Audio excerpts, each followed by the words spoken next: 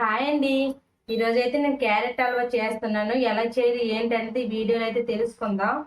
ఇదిగో అండి, అరకిలో క్యారెట్స్ అయితే తీసుకున్నాను. బాగా శుభ్రంగా చేసుకోవాలి.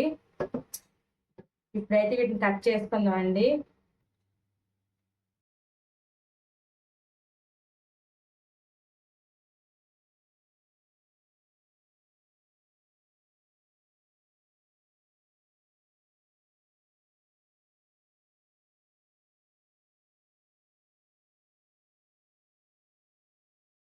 తీసుకొచ్చండి. ఇప్పుడు వీటిని కట్ చేసి పక్కన పెట్టుకున్నాం కదా. ఇప్పుడు ఏం చేయాలో చూద్దాం. ఇదిగో అండి, ఒక చిన్న కుక్కర్ అయితే పెట్టుకున్నాను. పెట్టేసి దాని కొద్దిగా నెయ్యి వేసుకుందాం. నెయ్యి వేసుకున్నాం కదా, కొద్దిగా ఇది కరిగినంత వరకు అయితే ఉంచుకోవాలి.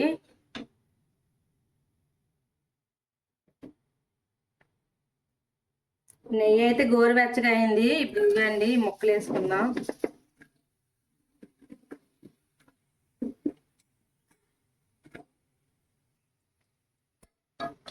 ఈ ముక్కలు క్యారెట్ ముక్కలు వేసాక మనం వెంటనే కుక్కర్ పెట్టుకోకూడదండి. ఒక 2 నిమిషాల పాటు మనం కొద్ది కలుపుతూ ఉండాలి. కుక్కర్ వెంటనే పెట్టిస్తే మాడిపోతాయి. విజిల్ వచ్చాక 2 మినిట్స్ అయితే ఇలా కలుపుతూ ఉంటే తర్వాత కుక్కర్ పెట్టుకోవాలి.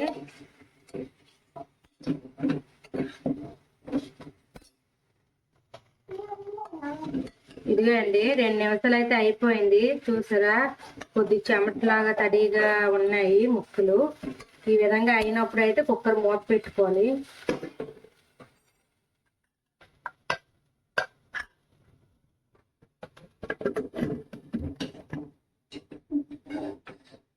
ఇదండి, కుక్కర్ మూత పెట్టేసుకున్నాను కదా. ఇప్పుడైతే ఒక 2 విజిల్స్ వచ్చినంత వరకు అయితే ఉంచుకోవాలి. ఇదిగో అండి, 2 విజిల్స్ అయితే వచ్చాయి. మెత్తగా అయిపోయింది. ఇప్పుడు వీటిని అయితే మనం మెత్తగా చేసుకోవాలి. ఇదిగో అండి, ముక్కలు ముక్కలు మెత్తగా అయిపోయింది. చూపిస్తాను. ఇదిగో అండి, ఇప్పుడు వీటిని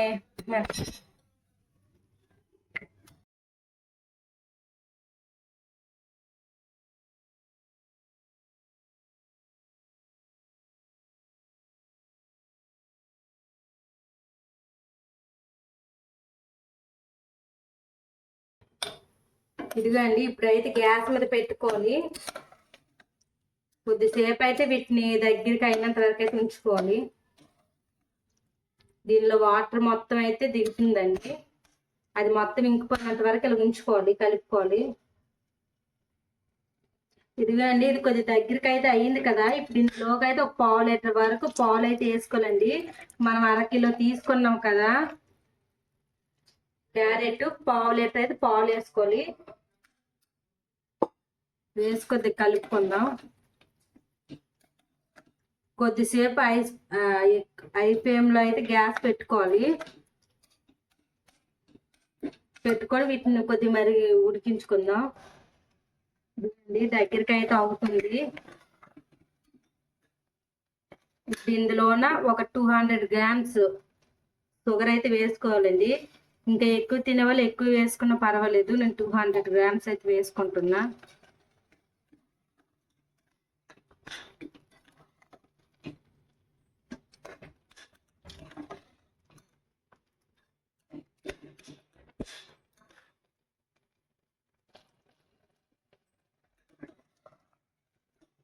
ఇదిగో అండి, దగ్గరికి అయితే అవుతుంది.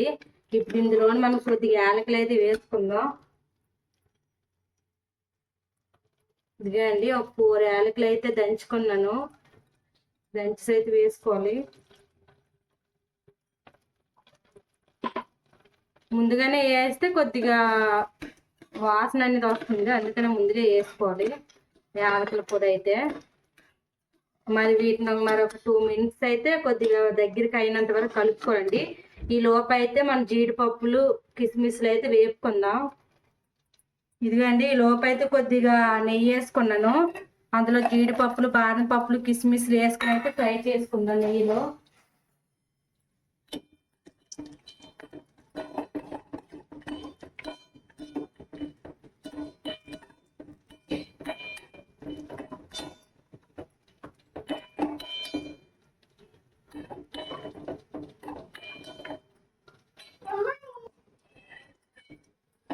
ఇదిగండి జీడిపప్పులు కిస్మిస్లు అలాగే బాదం పప్పులు అయితే ఫ్రై అయిపోయేవి. గ్యాస్ అయితే ఆఫ్ చేస్తాను.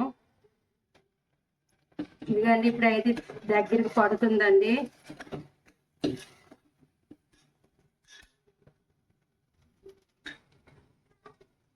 ఇదిగండి దగ్గరికి అయితే అయిపోయింది. ఇప్పుడైతే ముందుగా జీడిపప్పులు కిస్మిస్ వేపుకున్నారు కదా నెయ్యి, అదైతే వేసుకుంటాను.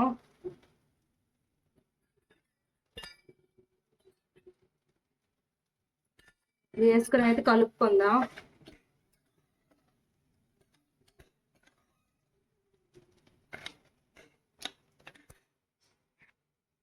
ఇదిగండి అలాగే మరి కొద్దిగా నెయ్యి వేసుకుందాం.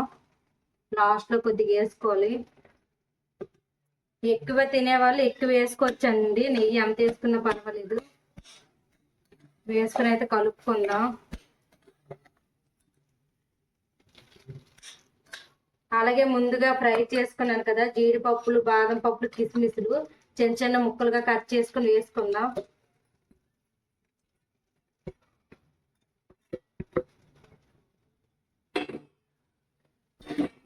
చిన్న చిన్న ముక్కలుగా అయితే కట్ చేసుకుని వేసుకోవాలండి. వేసుకుంటే బాగుంటుంది. అలా పెద్ద ముక్కలతో నాలుగు వేసిస్తే పప్పు అంత టేస్ట్ ఉండదు. చిన్న చిన్న కట్ చేసుకుంటే తినేటప్పుడు కొద్ది మనకి టేస్ట్ అనేది తెలుస్తుంటది. మరో 2 minutes అయితే ఇలా కలుపుకోవాలండి.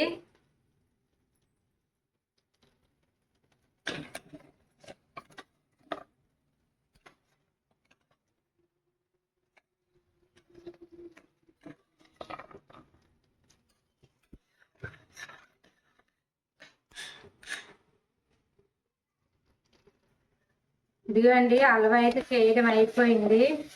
ఇది ఎలాగా హల్వా అలా అయిందని తెలుసుకోవాలంటే ఇది ఇలా కలిపేటప్పుడు ఇలాగ అంటుకోకూడదండి. ఇలాగా ఉండాలి. స్టవ్కి ఇదిగోండి కుక్కర్కి అయితే అంటుకోకూడదు. కలుపుతున్నప్పుడు ఇలా ముద్దలా పడాలి. ఇలా వేస్తున్నప్పుడు అయితే అయిపోయినట్టుగానండి. ఇప్పుడు గ్యాస్ అయితే ఆఫ్ చేసుకుందాం. కొద్దిగా చల్లగా అయ్యాక ఎలాగుందో ఏంటనేది మీకు చూపిస్తాను. ఇదిగో అండి హల్వా అయితే చల్లగా అయిపోయింది చూసారా. ఇప్పుడు ఒక కప్పులో వేసుకుందామండి. ఎలాగొంత టేస్ట్ అయితే చూపిస్తాను.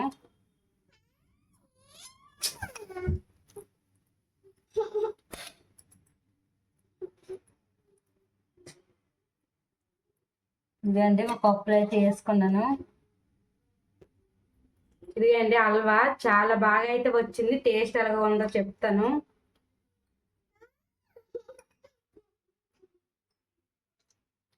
టేస్ట్ అయితే చాలా బాగుందండి. కొంచెం ట్రై చేసి ఎలా వచ్చిందో కామెంట్ చేయండి. ఇదిగోండి మా చిన్నడికి కూడా కొద్ది కప్పులు వేసి ఇచ్చాను. తింటున్నాడు. ఎలాగుందమ్మా? ఎలాగుంది? బాగుందంటే ఈరోజు వీడియో అయితే ఇదండి. మళ్ళీ వీడియోలో కలుద్దాం. Bye bye.